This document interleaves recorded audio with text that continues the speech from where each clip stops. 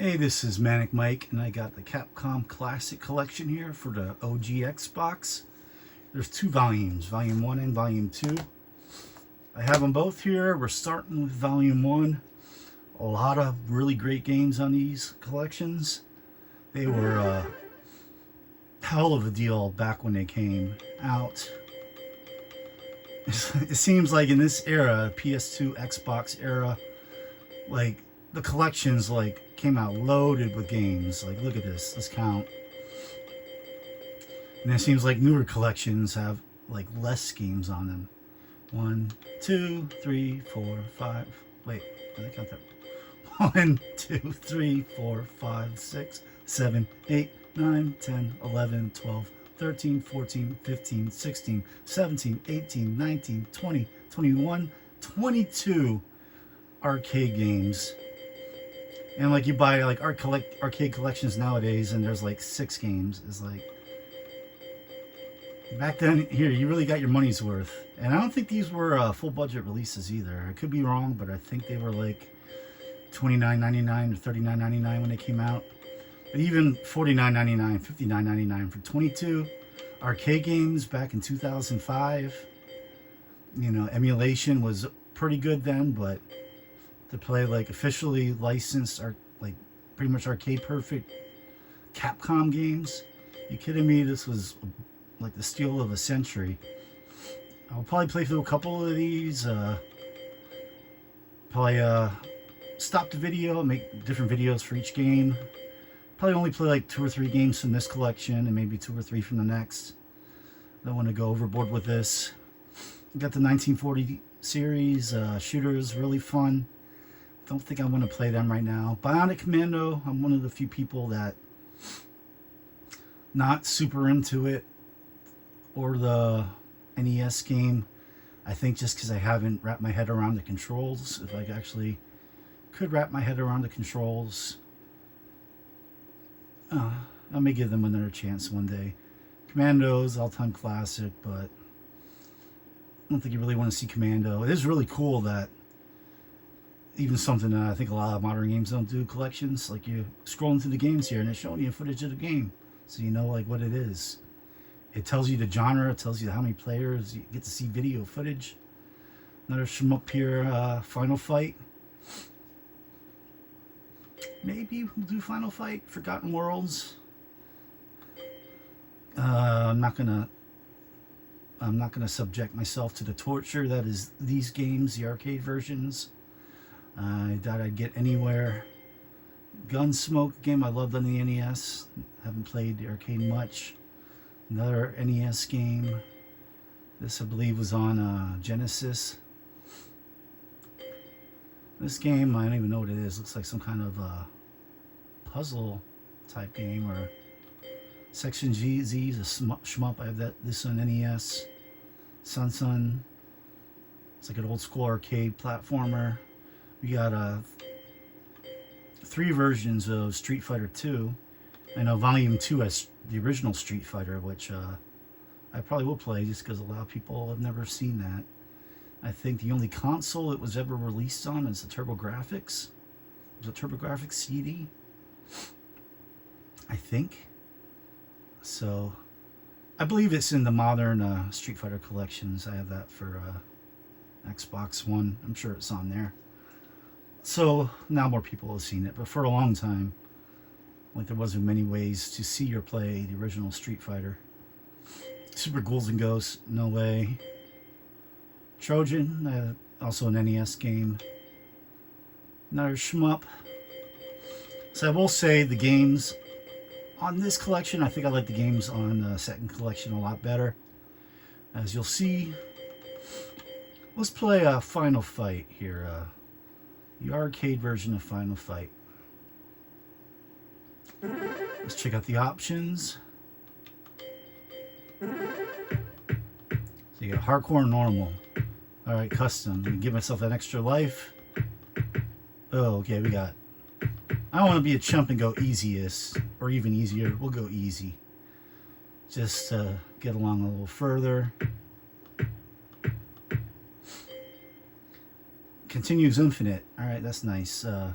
I just played Metal Slug 3 previous to this, and surprisingly, limited. Oh no! Oh shoot! Shoot! No! All right, cancel. I mustn't have selected what I wanted to. I had to hit accept. I hit back. Okay. Jump and attack. All right. Rapid fire. No, I don't think we need rapid fire in Final Fight. I don't think you even do get. If you do get a gun, you only get like a couple shots with it. All right, so go to gun there. And you can save. Oh, just settings. And high scores. Oh, that's cool. But we don't need. I see the camera's bugging out the phone right now. It does that sometimes, especially in menus. Hopefully, when I start here, hopefully you haven't left already, because I just noticed that now. Let's get this game going, and usually that will stop once we start playing. Oh, there's bonus too. Okay, that's just information and art. Oh, casting music. Could you actually... how do I scroll down with that? Oh, there we go. Oh, you gotta unlock that. That's cool. Gives you some reason to play through the games. Alright, looks like the camera's better. The phone. Let's get started here. A lot of you know Final Fight from the Super Nintendo. Yes, it was an arcade game first, and yes, the Super Nintendo was pretty compromised. They eliminated Guy. They actually released a second version. I think I don't know if remember if they removed Cody or Hager, but they removed one of them so you could play as Guy. Oh, did it automatically pick Guy? Well, that's what I was going to pick anyway. But yeah, Super Nintendo one definitely compromised. Sega CD one better. Still compromised.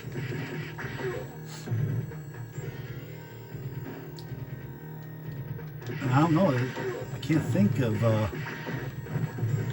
before this collection any like arcade perfect version of this game. Actually, just playing it a little bit here. I don't think there's any filters on. Do I have any filters on? Let me see here. No. It looks like a little smooth. Like too smooth.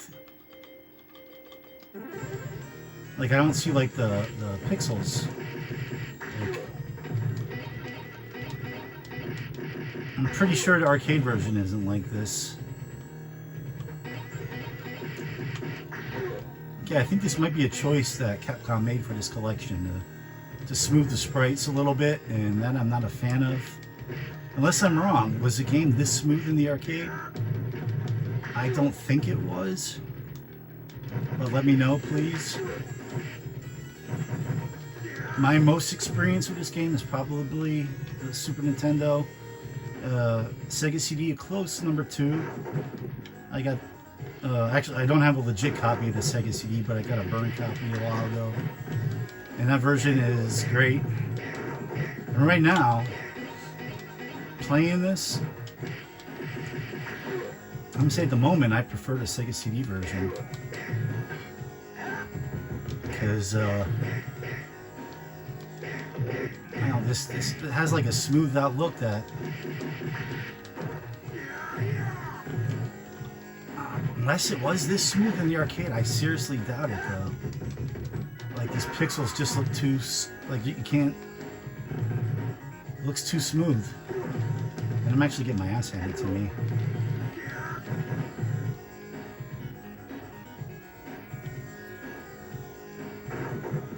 Maybe this isn't arcade perfect too. I'm not sure. I'm just assuming that it is. But also, yeah, I think the Sega CD has better music. I think the Sega CD has, yeah, probably new, clearer audio. So right now, if I had to choose between the Sega CD version and this version, I'd pick the Sega CD version. I don't think I played the Sega CD version for you. I don't know if I played any Sega CD on this channel yet. maybe. Well, I think I already said probably after this. Or maybe. I don't know, maybe. I'm going to be going to the NEX. Going back to the NES because I have two new hacks of Tecmo Super Bowl on the way. So when they come, I'll be going back to that. But they might be, it might take a good 2 weeks for them to get here. So I don't know if we'll be playing OG Xbox that whole time. Sega CDs, just the tiniest, actually it's not. Tiniest bit pain in the ass to hook up. But it's like, it's right here in front of me. Well, not in front of me, but like on the shelf underneath my TV.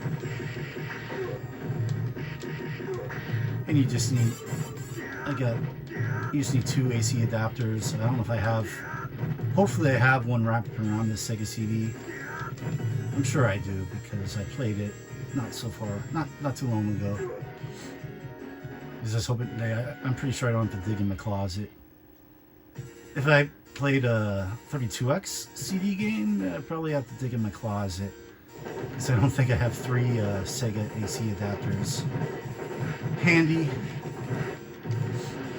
Fortunately, I do have a 32X. I do not have any 32X CD games.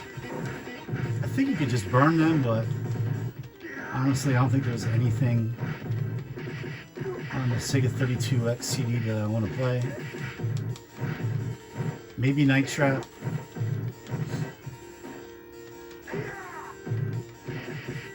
But I have Night Trap on the Sega CD, and I know there's like new versions now where you can play like HD Night Trap where it looks really good.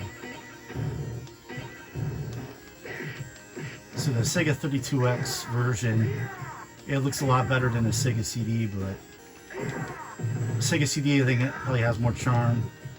And now with like, I think this go on Xbox Live. I think they released a physical version for the Switch. And play like,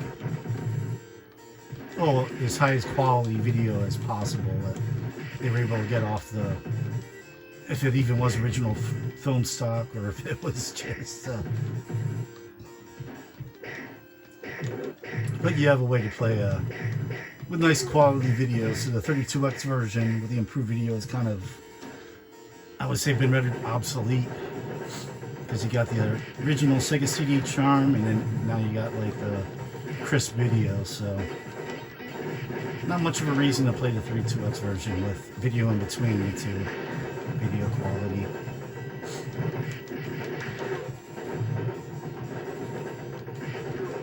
I think the new versions even like make it easier. Like navigate between the screens is easier, and there's like fast forward and rewind options. And yeah, so if you're gonna play Night Trap, I would just say Sega CD for nostalgia, new one.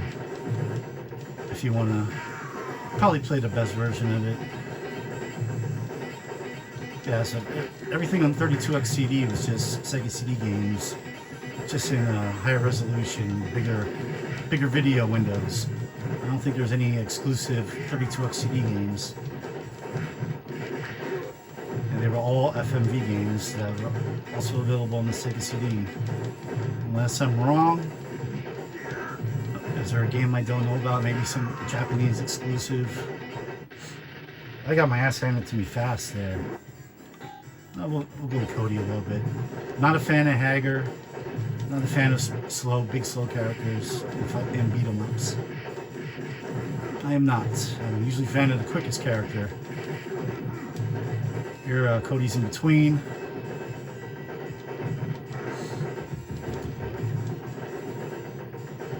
Even Streets of Rage, I'll play as Blaze.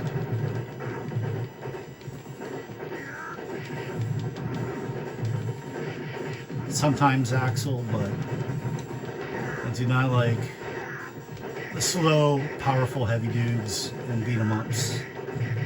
Just don't like playing with them.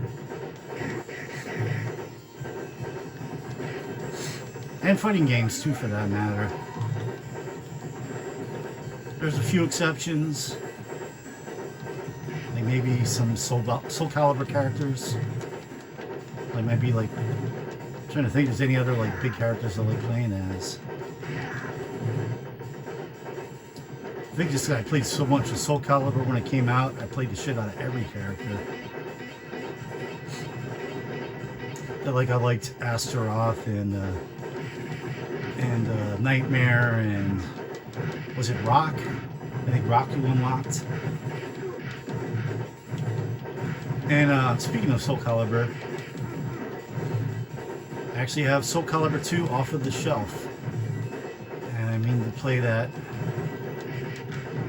You know what? Maybe I'll play it after this. Why the hell not?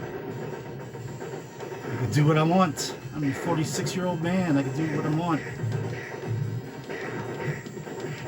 No one's telling me what to play next. I'm not making any money off of this. I'm not sponsored. Don't even have 100 subscribers yet. If you're watching this as I'm making this, I don't even have 100 subscribers. I'm slowly gaining. I think I'm at like 66. Started this channel like 2 months ago. I've been posting a shit ton of content. And that's my favorite thing with starting this channel, is just giving me an excuse to play these games.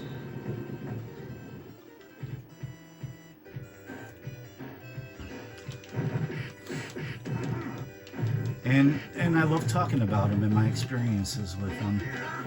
And I hope there's some people out there. So I got some subscribers, some people out there that enjoy it. I also do card openings, so I know some of my subscribers are here for that. But I like to think that I'm fairly interesting and I have pretty good knowledge. I really got my ass handed to me by Cody, real back to Guy. I think I have a pretty vast knowledge of retro games. I've been collecting them since before like it became a thing. I was slightly ahead of the curve. Not super ahead of the curve where I got everything like dirt cheap, but like mid to late 2000s I started collecting. My gaming life started with the Atari 2600, so my earliest memories are video games, Atari 2600. Like some of my earliest memories. And then getting my NES and everything since that. So I consider myself like a gaming historian because I lived it. I lived it all. Well, I didn't live like the original Palm plug-and-play consoles. Don't own any of them. I was there from pretty much the beginning. Atari came out in 77. I was born in 79. So the 2600 predates me by 2 years, but I was playing it before NES came out in America.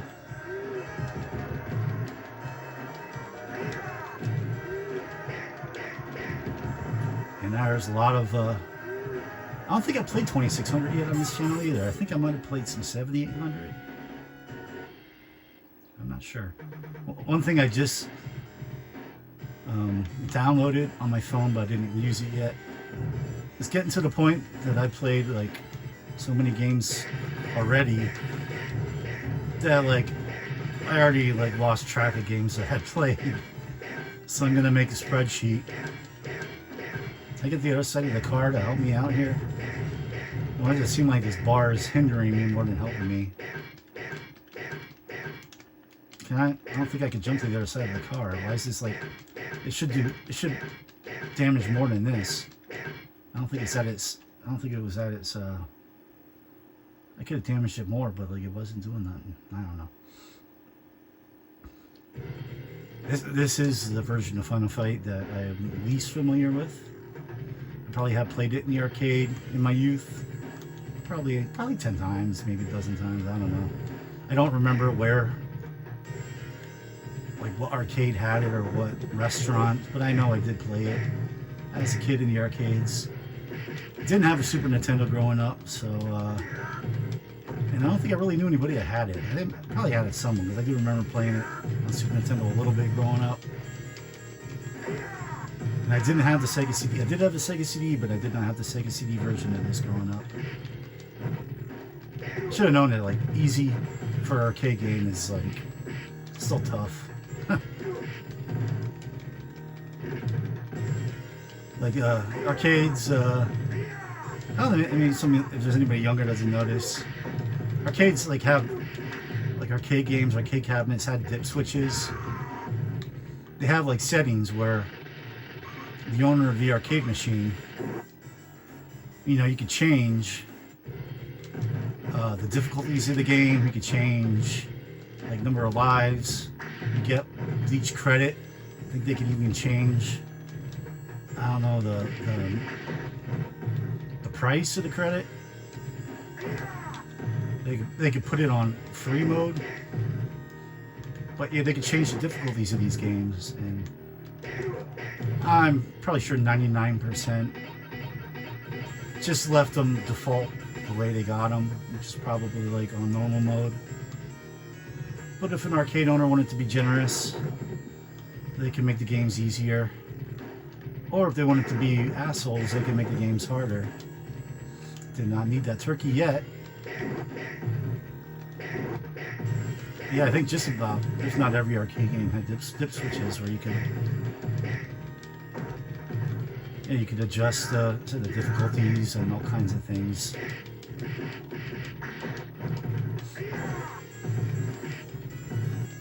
So I have like easy here, but there's two easier settings. This is just one below normal.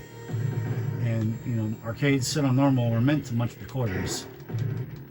And arcades probably set on easy, meant to munch your quarters, meant to make money. They don't want you playing for a half hour on the quarter. They want you to put a quarter in every 5 minutes or less.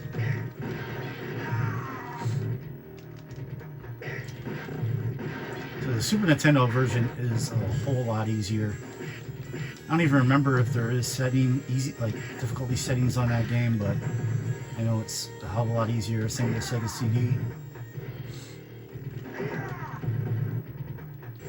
Like their normal settings are probably the easiest setting on here.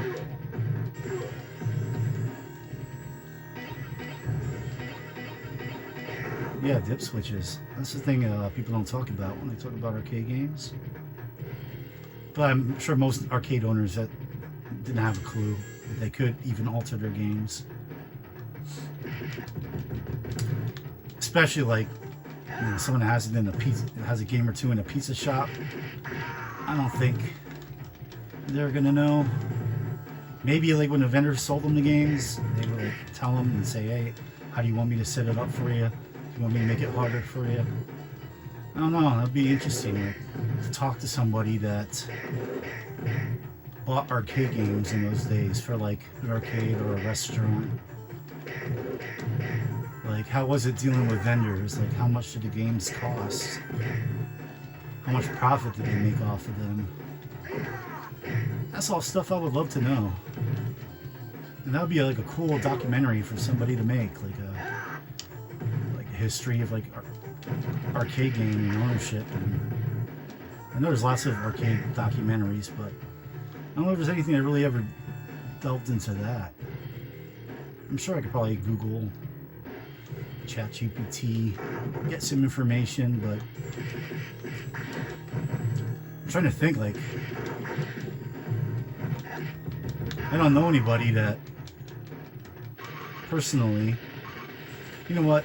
We'll give Hager a try here. Just please you Hager fans out there, and just try everybody.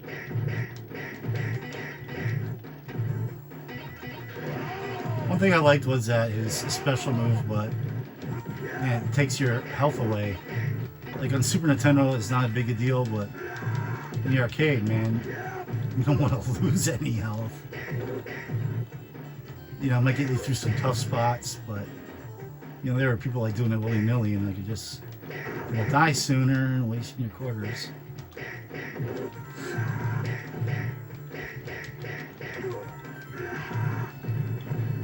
It's cool that he's like a wrestler, but he's not as bad as some of the big slow guys.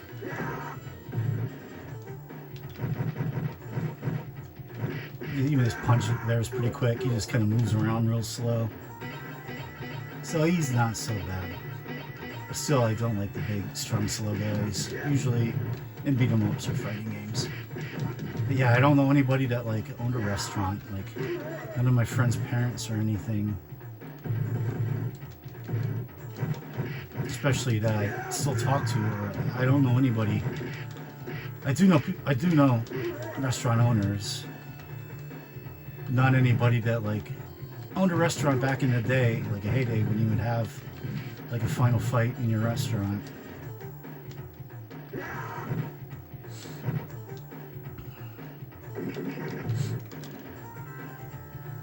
That I don't know.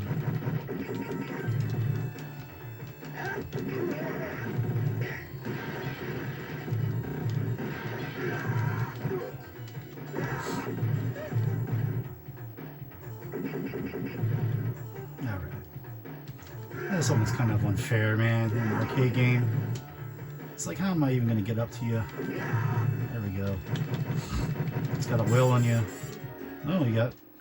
I haven't really even been paying attention how far along we are. We just cleared round 3. The thing about these games is,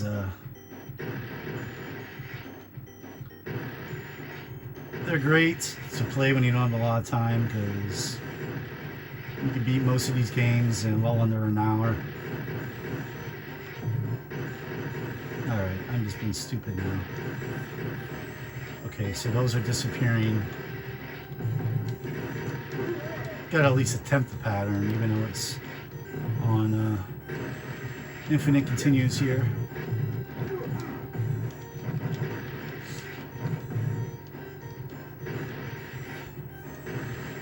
You know, that's the one thing. The good thing is, I said, yeah, you can play through these games pretty easily and quickly if you want to. If you just want to have the experience playing through these games.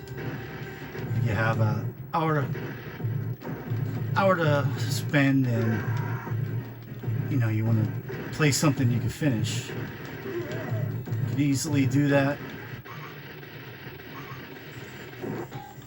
The flip side of having infinite continues and stuff in a game like this is it kind of makes you then kind of almost like I am now, mostly because I'm talking to, kind of like sleepwalk through the game where you're really not playing the game, you're just pushing some buttons and dying over and over again, but still progressing because you have unlimited lives. You continue. Oh, I think this continues. I'm gonna pause and sip some Gatorade.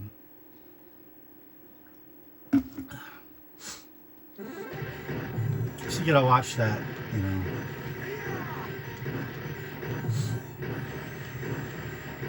When you're by yourself and you're playing and you're not talking, you know, it is, you focus on the game. But even so, you can get into the mindset of, you know, I'm getting to this game no matter what. Just stick around, which is fine. But you know, it's more fun to try and play the game for real, to try and beat it. And as few continues and as few guys.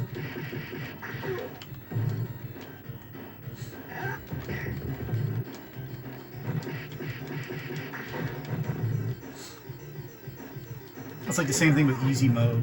Like, I usually play easy mode on here in this channel just so I can show you more of the games, more what they have to offer.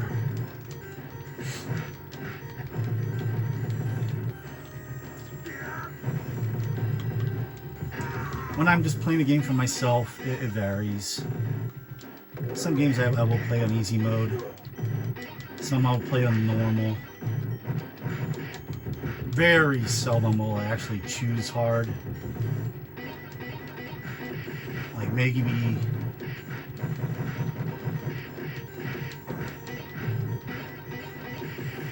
like Mega Man 2, because you know, like beating it so many times on normal.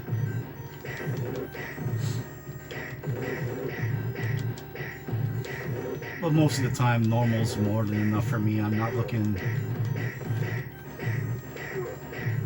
to be a hero I'm not looking to get, you know, at this point in my life to get so good at a game that I want to play it on hard mode, because I have so many games and don't have, you know, the time to play through everything, especially modern games, man.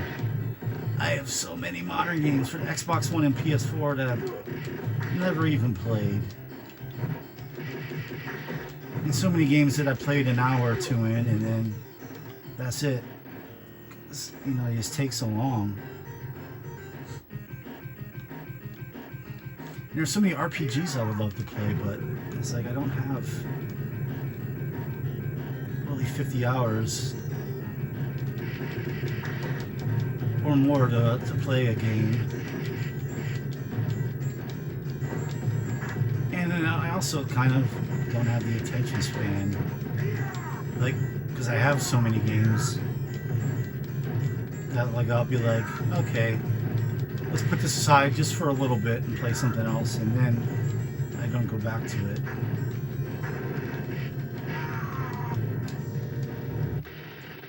It's like we'll do one more as Cody, and I think that's going to be it. So we're going to beat this elevator level. I hate elevator levels, by the way. They're like underground levels. Or not underground, underwater levels. I don't know anybody that likes underwater levels. I don't know anybody that likes elevator levels. But in every platformer seems to be an underwater level, and every fighting game seems to be an elevator level. It's just the way it is.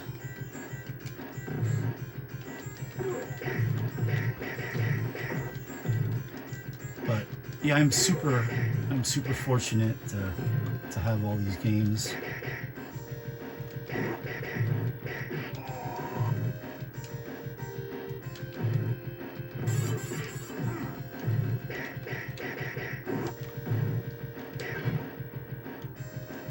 I'm super thankful that I got into collecting when I did,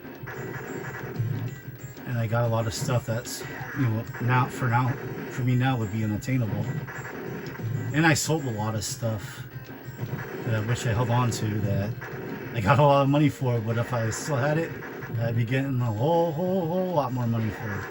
Like Crusader, I'll just give an example. Crusader Ascenti, I probably paid $40 for it, which was a lot for an old Genesis game, like in 2010-ish, maybe a little earlier. But like I already was in the retro scene, and I'm like, ooh, this is like a Genesis Zelda. I gotta get this. And I got like a mint copy, like the box had no damage, cardboard box. This wasn't a plastic clamshell game. Cardboard box game, like mint box, mint manual, for like $40. And I held on to it until my wedding, 2015. I sold it for like 400 something. Now I would get thousands for that copy in the condition that it was in. I think just an average condition, complete in box copy goes for like $2 grand now. I bet you my copy, the condition that it was in, I could probably, I won't say name my price, but I wouldn't think that $10,000 would be out of the question. I would be willing to bet that somebody would pay for my former copy of Crusader Ascenti, the condition that it was in. And who knows, whoever I sold it to, I sold it on eBay, so I have no idea who it was.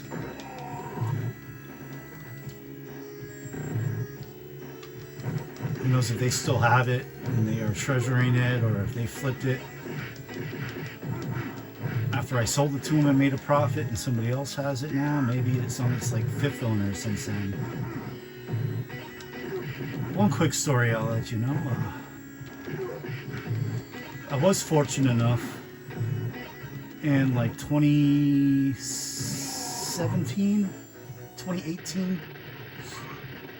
We're going to play just a little more so I can tell this quick story. I think I already told it on this channel.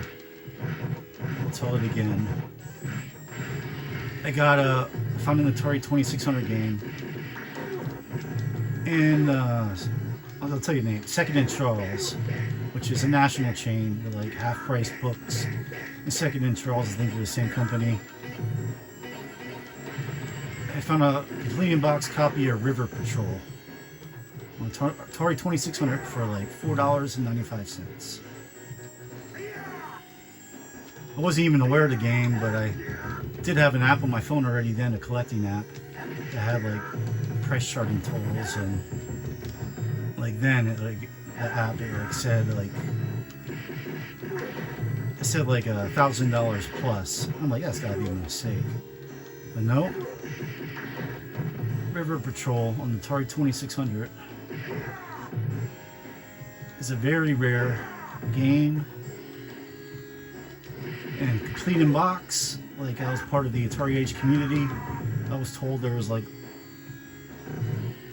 no more than 10 in existence.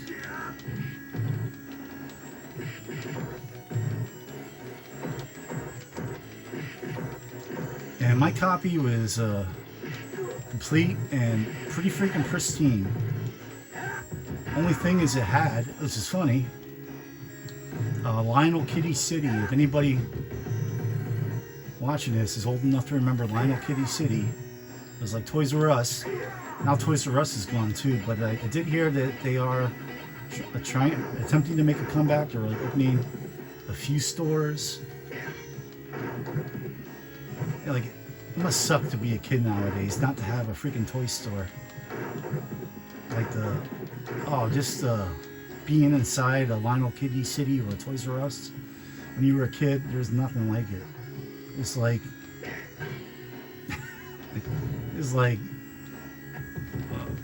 I don't know how to compare it. Like, it's like you're in heaven. Like a whole store full of toys, video games, and just to look at everything, knowing that, yeah, of course you're not going to be able to buy pretty much everything, but just to walk around and see it all and to come out with something, you know, it's this incredible experience. They're like, closest, I have with my son is taking him to Walmart or Target in the toy aisles. And yeah, he loves it, it's fun. But imagine being in the whole store, not just like 7 aisles.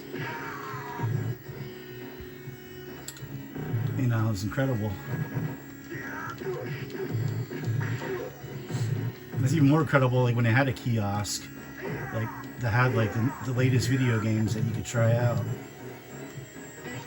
And like Walmart did that too, and like other department stores.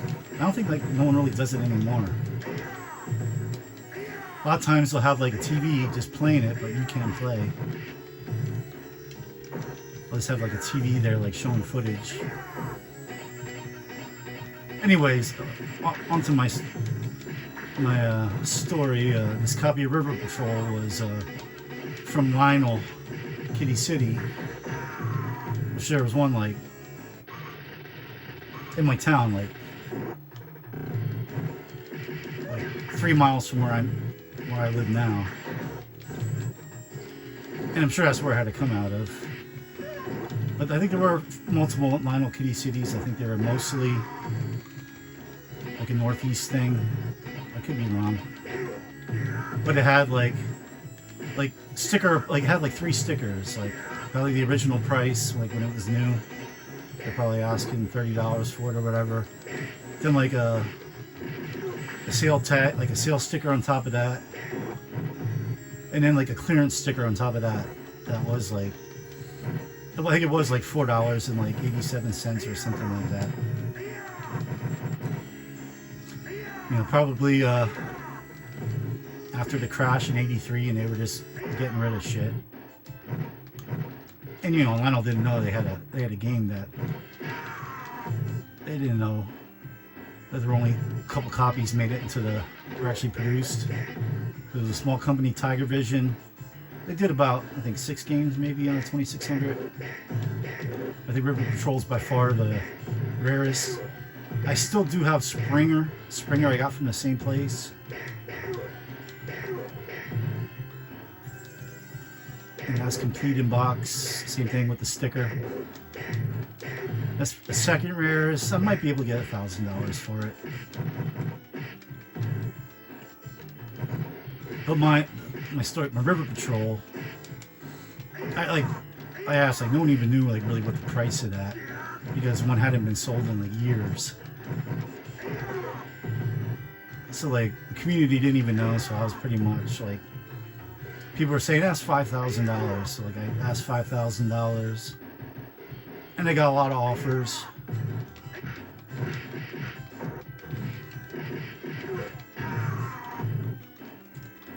But then like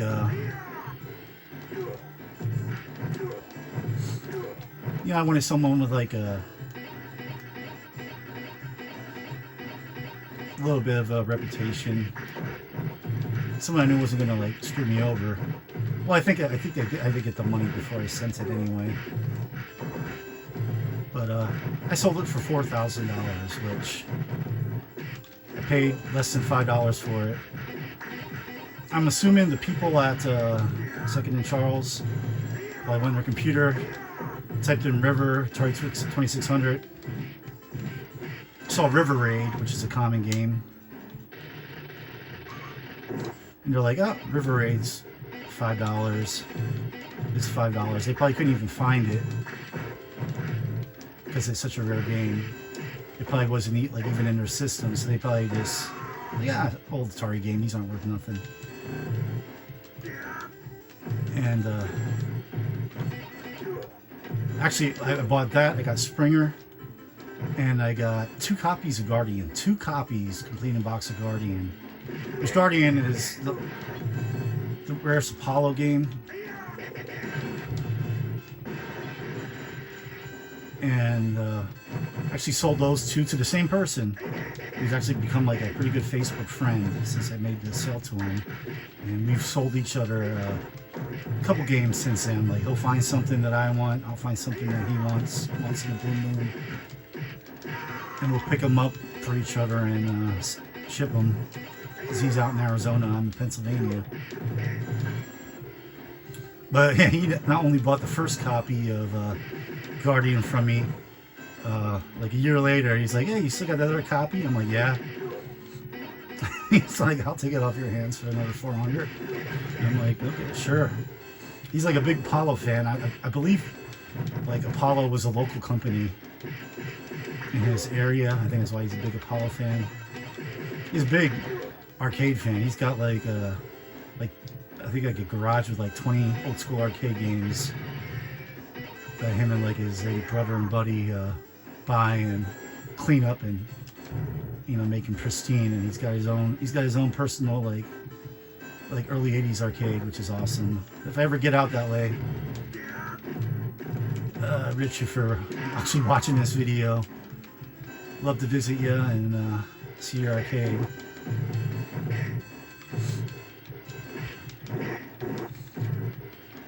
But yeah, that Second and Charles, I got 2 copies of Guardian for peanuts. Actually, that's not true.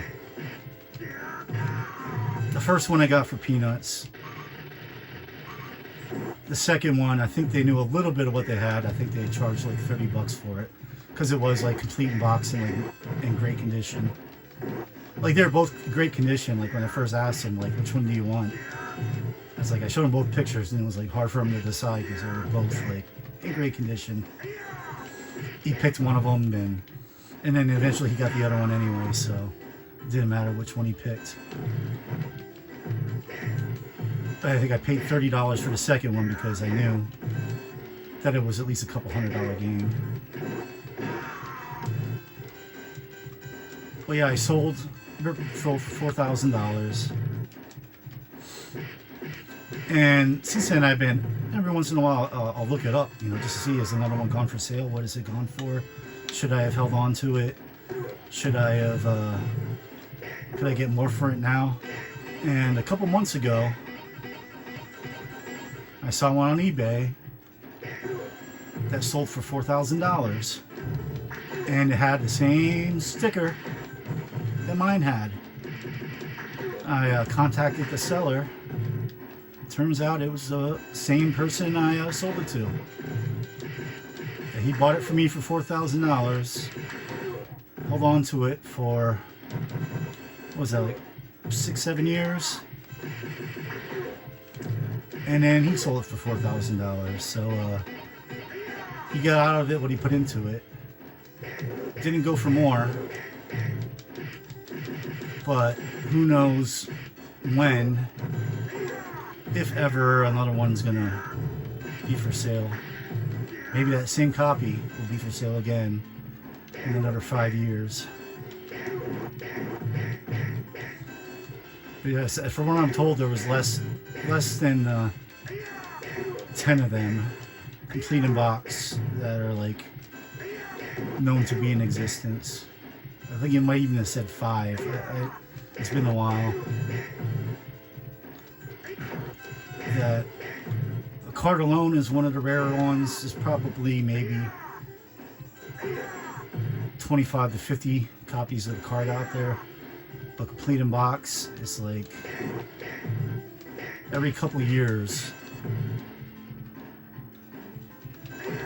And like pretty much the people that have them now are people that they are in like the big collectors' hands, and they're not going to get rid of them. They're not selling them unless they were to come in some financial trouble or they were to pass away and their relatives or children or whatever want to cash out.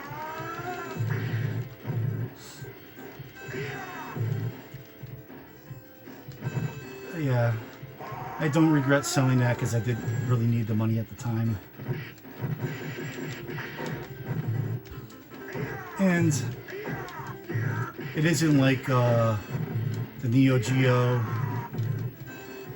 stuff I've sold, or the Crusader Ascenti or Panzer Dragoon Saga that I sold, that have gone up quite a bit in value since I sold them, even though I made a nice big profit from what I paid to when I sold them. I made a killer profit, but they've gone up even a hell of a lot more since.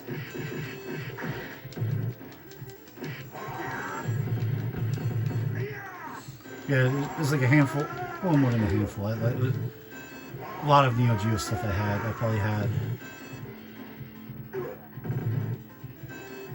30 or 40 Neo Geo AES and MVS games in the AES system. I sold the system with a couple other games. I didn't want to sell it just on its own. And like the higher games, I sold separately. Some I sold in like bundles of 2 or 3. And then the Sega CD, I think I sold everything together. Or did I don't remember. I still do have actually a broken Sega CD that powers up, plays sound, but the video doesn't work. Oh, what did I say? I meant Neo Geo CD. A broken Neo Geo CD. And one game that I kept just to see if I ever get it fixed.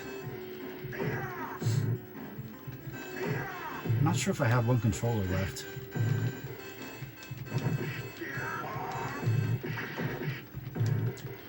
Oh, and the Neo Geos, I had in box and everything, the Neo Geo CD and the AES. But anyways, yeah, I sold the game for $4,000, and I paid like $4 for it. Like if it would have been at like a garage sale or yard sale or mom and pop shop, I would have said, hey, you got something here, you know, I'm giving you more than $4 for it. I wouldn't have told them quite how much it was worth. But like a national chain, I don't feel guilty about getting a steal from a national chain.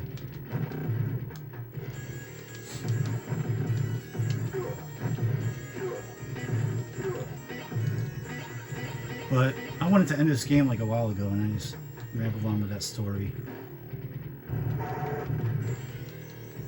Yeah, I sold 2 copies of Guardian.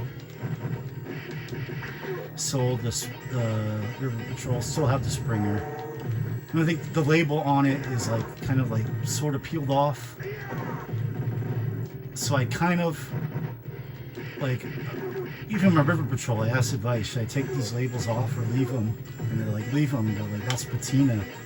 You know, that's like, that shows that it's legit. You know, that's, you know, people, like, well, stickers don't take away value. They kind of add value to the product, to the game. Having those like stickers and like that big red clearance one on top, it's like history. They're like, no, don't you dare take off that label.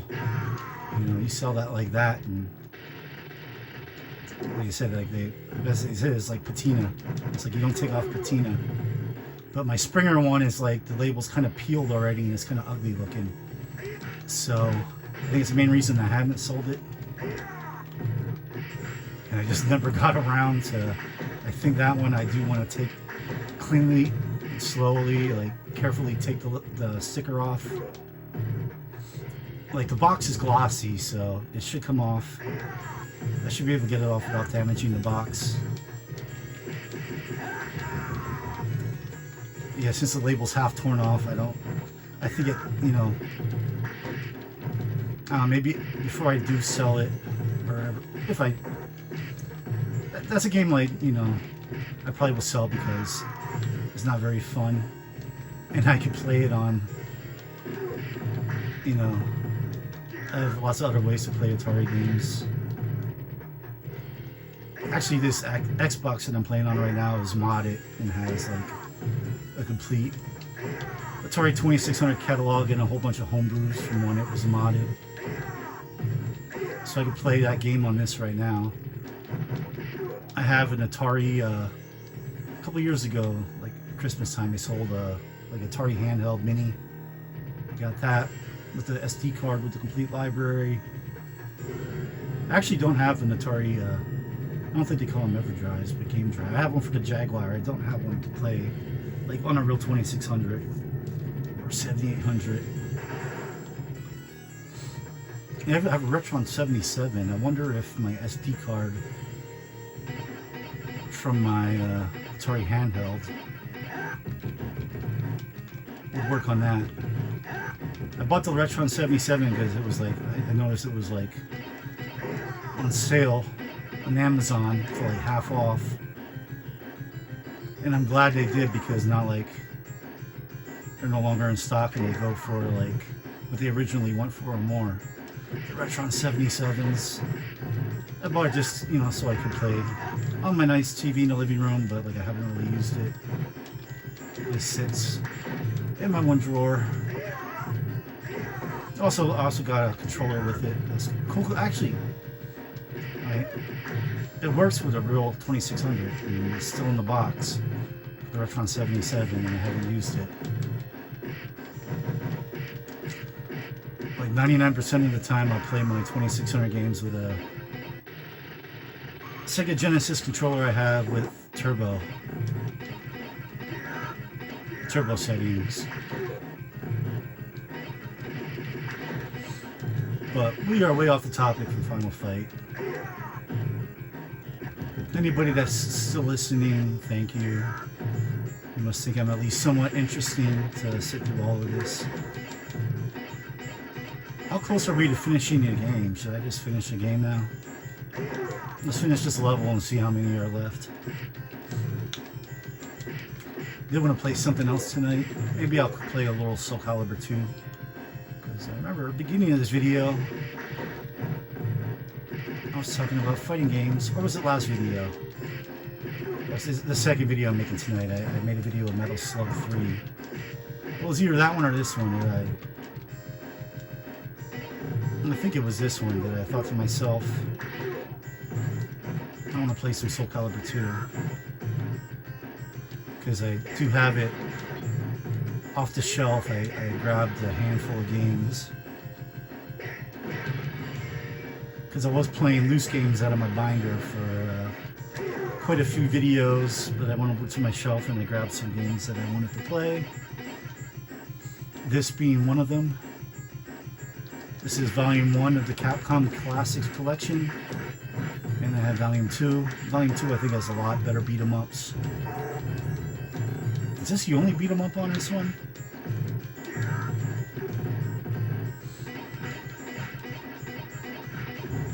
I think there was Growl, or not Growl, Trojan, and there was Mercs. Is that kind of a beat 'em up? It's been a while since I played Mercs. Do you have guns? Is that more of a running gun? Or is it more of a beat 'em up? You know, I might have to play Mercs. Now, just because I want to know. That's how retro gaming happens. You're playing one game, it makes you think of another game, then you want to play that game. At least that's how it happens for me. Like, I'll be playing a game, and for some reason or other, along the course of playing it, it'll make me think of another game that I want to play.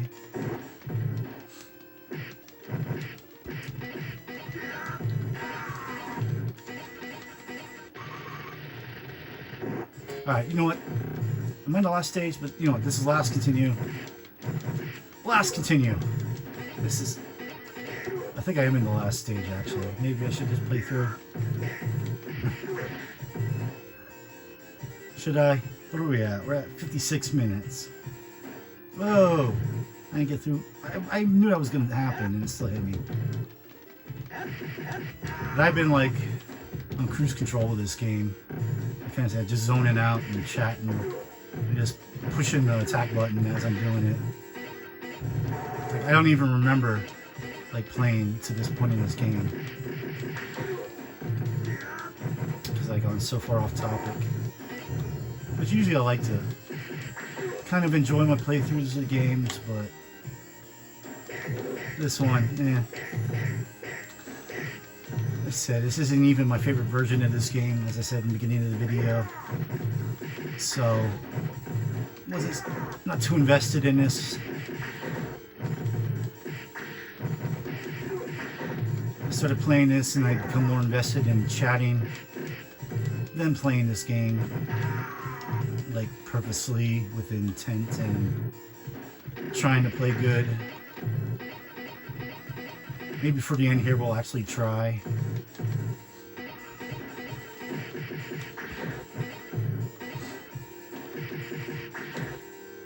Yeah, that's for the rest of this game. We're gonna finish it. It might take some continues yet, but I'm actually gonna try, and I'm gonna slow down on my random chatting. This is Final Fight. It's a classic game, great game. I said at the beginning of the game, something with this game just doesn't look right. I think this version has been smoothed out from the arcade version. I could be wrong. Maybe this is exactly how the arcade version looks, but I don't think it did. Maybe it's just too many memories of playing it on Super Nintendo and Sega CD. And I'm used to a little bit of like seeing the sprites, a little bit of blockiness, but for some reason I started playing this, and at this point in this game this is just hard. I'm getting surrounded by people. It just looks too smooth to me for some reason. These guys let me know, and I probably will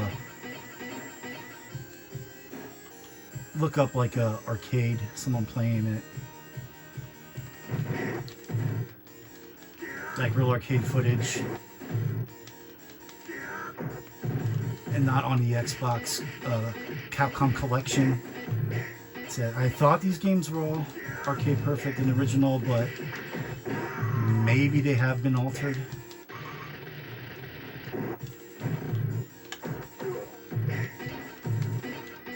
At least a little bit, and this one looks smooth. Like a lot of, I was saying earlier, one of the bad things about modern retro compilations, a lot of times they try and skimp you on the games. Like this one comes with 22 games, and a lot of modern ones, like the Capcom Fighting Collection, like they split it into two, and they probably could have done it all as one. Actually, they split it into 4. If you think about it. Yeah. I can understand the Street Fighter collection being its own thing, and then they did the Marvel Capcom Marvel collection being its own thing. And then they did 2 Marvel fighting game collections. The second one involving like some 3D games. So, alright, I can maybe understand it. And there is quite a few games in each. But the one great thing about modern game compilations is they'll give you options for the visuals. You could smooth them out, you could put on old school scan lines, you can, you know, change the screen size, stretch it out, have it pixel perfect, which is how I usually like to play. Pixel perfect, usually I'll play without scan lines. I'm playing on a TV with scan lines right now. I'm playing on a CRT TV, but I don't need to see my scan lines in like the retro compilation games that I play, or retro style games that offer the option. But I do like them to be pixel perfect. I do not like any smoothing option for any of them.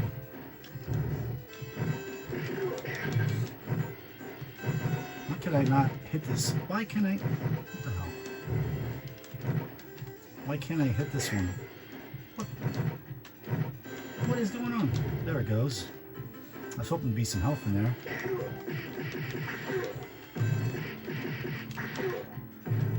But this game just looks like it's been smoothed out a little bit.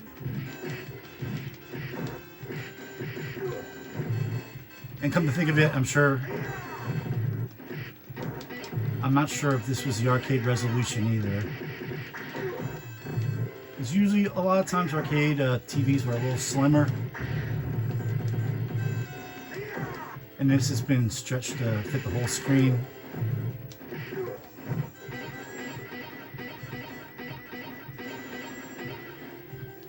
And I'm interested to play Mercs. I'm going to play Mercs after this because, number one, I want to see if the pixels are more prominent or if it also looks smoothed out. I want to see if it's been stretched to full screen. And then probably tomorrow we'll pop in Volume 2 of the Capcom Classics collection. There's more games that I probably want to play on there. I'm not in a shmup mood right now where I would play one of the 1940 games, because they are awesome. Maybe I'll play one of them tomorrow. And I don't think the other shmups on this one are that great.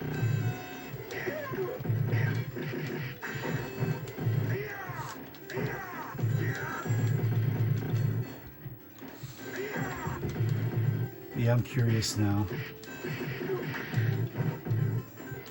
I'm definitely gonna, at the very least, wiki this collection.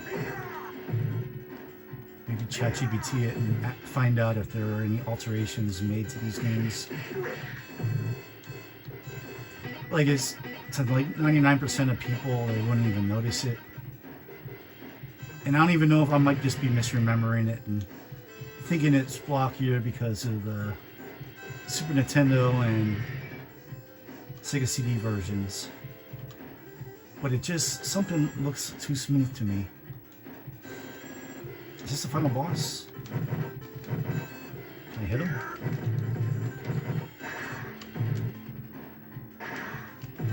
Alright. I think it might be the final boss.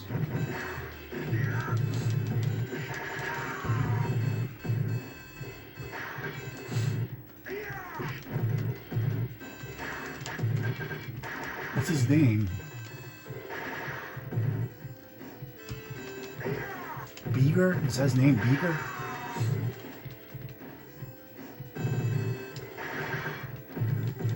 If you don't know the stories of the Final Fight games,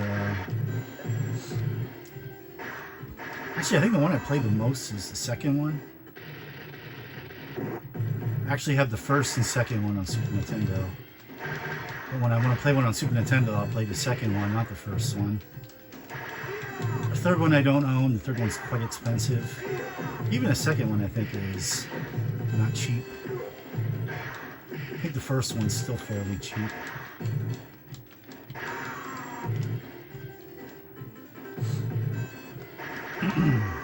Oh, is that it?